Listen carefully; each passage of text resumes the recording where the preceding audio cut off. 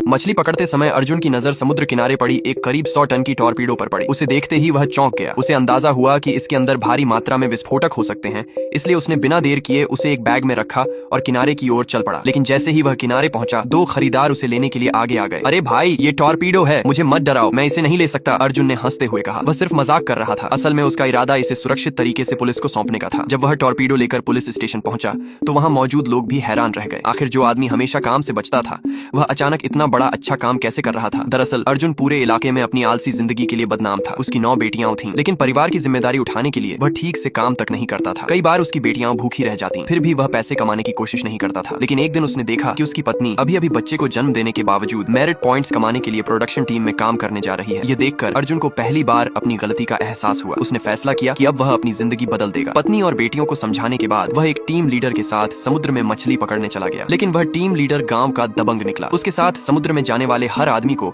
अपनी पकड़ी हुई मछलियों का 80% हिस्सा उसे देना पड़ता था। अर्जुन को यह बिल्कुल पसंद नहीं था। तभी अचानक उसकी नजर पानी में एक बेहद बड़ी पीली क्रोकर मछली पर पड़ी। मछली का वजन करीब 100 पाउंड था। अर्जुन ने बिना सोचे समुद्र में छलांग लगा दी और कुछ ही देर में उसे पकड़ लिया। लेकिन तभी दबंग ने अर्जुन को पकड़कर वापस किनारे पहुंचा दिया और उसे समुद्र में छोड़ दिया। यह खबर जब उसकी पत्नी और बेटियों तक पहुंची तो उन्हें लगा कि अर्जुन समुद्र में डूब गया है। वे फूट फूट कर रोने लगी। उन्हें क्या पता था कि अगले ही पल अर्जुन खुद उनके सामने खड़ा होने वाला था। जैसे ही अर्जुन किनारे पहुंचा, दबंग की आंखें फटी रह गईं। अर्जुन ने उसकी पीठ पर जोरदार थप्पड़ मारा और फिर अपने हाथ में पकड़ी विशाल पीली क्रोकर उसके सामने कर दी। मछली की शानदार क्वालिटी देखकर कई खरीदार तुरंत उसे खरीदने के लिए तैयार हो गए। लेकिन अर्जुन को उनके दाम बहुत कम लगे। उसने साफ मना कर दिया। तभी संयोग से शहर का एक बड़ा खरीदार वहां पहुंच गया। उसने मछली देखते ही अर्जुन को सीधे 10,000 युआन देने की पेशकश कर दी। अर्जुन ने तुरंत सौदा कर लिया। पैसे मिलते ही वह अपनी पत्नी और 9 बेटियों को घर ले गया। घर पहुंचकर उसने पत्नी से कहा कि अब वह अपनी बेटियों को स्कूल भेजना चाहता है। उसकी पत्नी यह सुनकर हैरान रह गई। उस समय गांव में लड़कियों का स्कूल जाना लगभग बेकार का खर्च माना जाता था। लेकिन अर्जुन ने तय कर लिया था